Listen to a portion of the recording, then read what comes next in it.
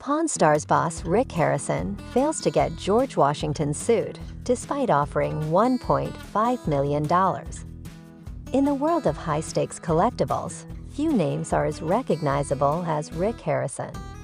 As the face of Pawn Stars, the reality television show that has captivated audiences for over a decade, Harrison built his reputation on a simple philosophy: I don't know anything, but I can learn. His Las Vegas-based pawn shop, the world-famous gold and silver pawn shop, has become a mecca for rare and unusual items, from vintage cars to historic memorabilia. But even with decades of experience under his belt, there are moments when even Harrison comes up short. And one such moment involved an item so rare and valuable, it could have rewritten history. The story begins like many others featured on Pawn Stars. A visitor walks into the shop carrying something they claim is priceless.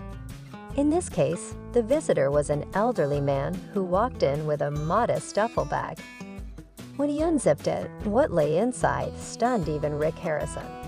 It was a military-style suit, carefully preserved, bearing the unmistakable signs of 18th century craftsmanship.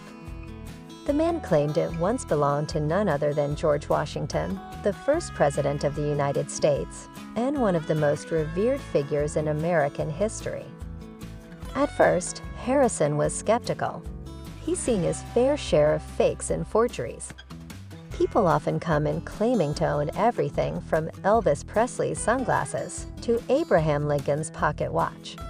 Most of these claims turn out to be baseless. But something about this particular item felt different. The fabric was aged, the stitching authentic, and the style matched historical records of Washington's attire during his time as Commander-in-Chief of the Continental Army. Still, skepticism ruled the day. Harrison knew that if this was real, it would be worth millions, potentially tens of millions. But he also understood the burden of proof. Without proper documentation or provenance, even the most authentic-looking item could be dismissed as a replica or reproduction. So he called in the experts. First, he reached out to local historians and archivists. Then, after realizing the potential significance of the item, he contacted specialists across the country.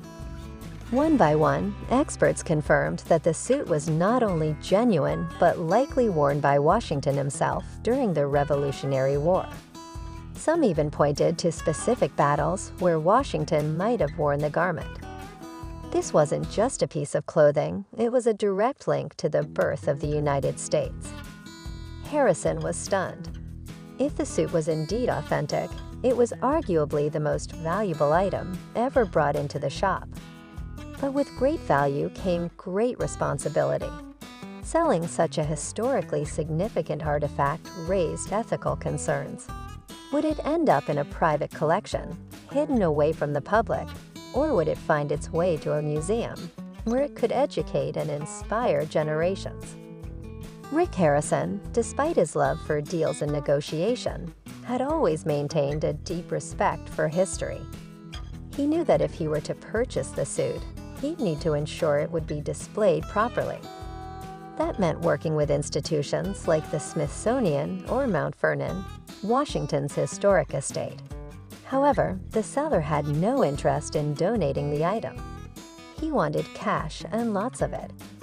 After weeks of research, appraisal, and consultation, Harrison decided to make an offer. He proposed $1.5 million for the suit, a staggering amount by any standard, especially for a single piece of clothing. For context, a pair of Washington Spurs sold at auction in 2019 for just over $300,000. A signed letter from him could fetch upwards of $1 billion.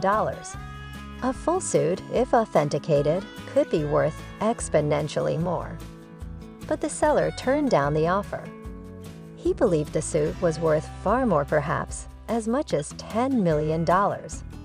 He had already been contacted by several collectors and auction houses interested in acquiring the item. One international bidder had offered him a private sale that could net him close to $7 million. To Harrison, that number seemed inflated, almost absurd. Yet he couldn't deny the growing market for presidential memorabilia, especially pieces tied to the Founding Fathers. Despite the rejection, Harrison remained respectful. He told the seller that while he couldn't match the higher offers, he still believed the item should be handled with care. "This isn't just about money," he said during filming. "This is about legacy, about preserving history, and sometimes that means letting go." The decision to walk away was difficult. Internally, Harrison wrestled with whether he should have gone higher. Could he have found investors? Could he have partnered with a museum and taken a smaller cut?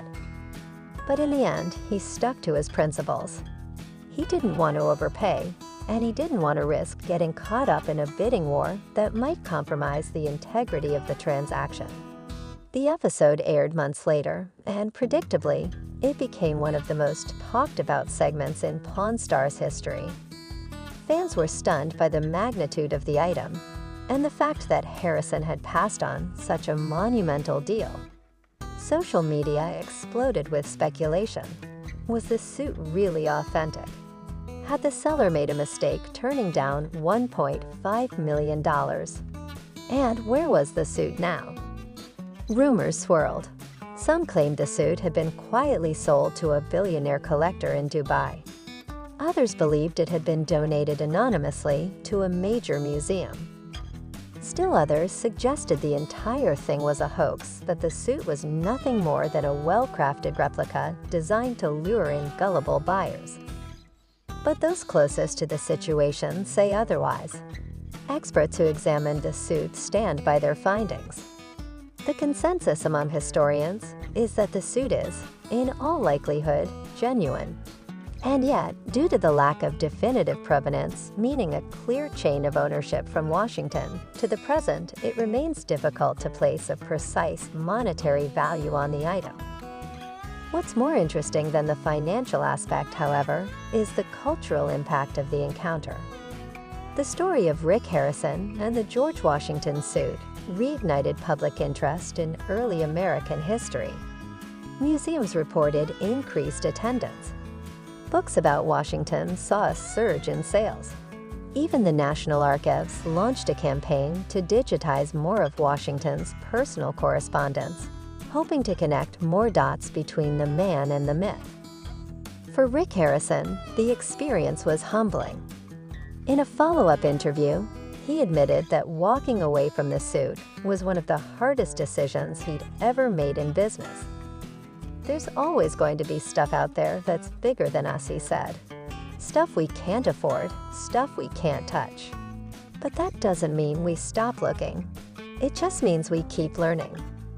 And that, perhaps, is the true lesson of the George Washington suit saga. History is not just something locked away in museums or dusty textbooks. It's alive, waiting to be discovered in the most unexpected places, even a pawn shop in Las Vegas.